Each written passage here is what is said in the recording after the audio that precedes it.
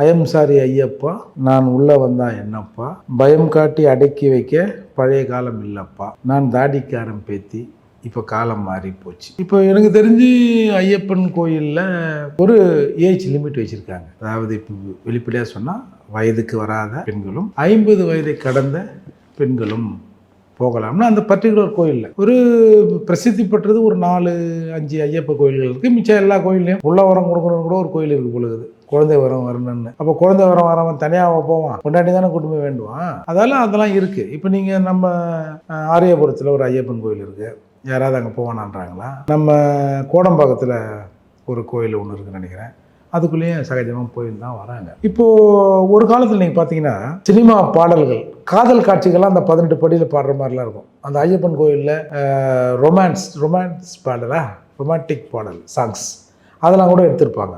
அப்போது சினிமா யூனிட்டை உள்ளே அனுமதித்திருக்கிறார்கள். சினிமா நடிகை என்று சொன்னால் இங்கே ஒரு மாதிரியாக பார்க்குறாங்க இல்லையா? அப்பேற்பட்டவர்களையும் எங்கள் திருமாவளவன் கூட சொன்னார்ல, அவுத்து போட்டு ஆடுறது தானே நீன்னு.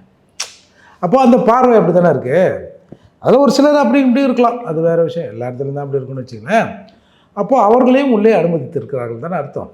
அப்போ ஏன் கொஞ்ச நாள் கழிச்சு அது தடைப்பட்டது அப்படின்னு ஒரு ஆய்வை நோக்கி போகணும். அதுதான் சரியாக இருக்கும். சினிமா நடிகைகளையும் பாடல்களையும் ஷூட்டிங்கையும் அனுபவித்த அந்த ஐயப்பன் கோயிலில் இந்த தடை வந்திருக்கு. நான் எப்படி பார்க்குறேன்னா, இப்போ தீட்டு சம்மந்தமான விஷயங்கள்லாம் இருக்குது. இப்போ நீங்கள் ஆண்கள் ஒரு 40 நாள் இருந்து போகிறோம். ஏதோ ஐயப்பன்றதால எல்லாருமே ரொம்ப தூய்மையான பக்தியோடு இருந்துருவாங்க அப்படின்லாம் சொல்ல முடியாது. Skin to skin no sin அப்படின்ற பழமொழி உள்ளவர்கள் இவர்கள். காமம் தானே, அது ஒரு பசி.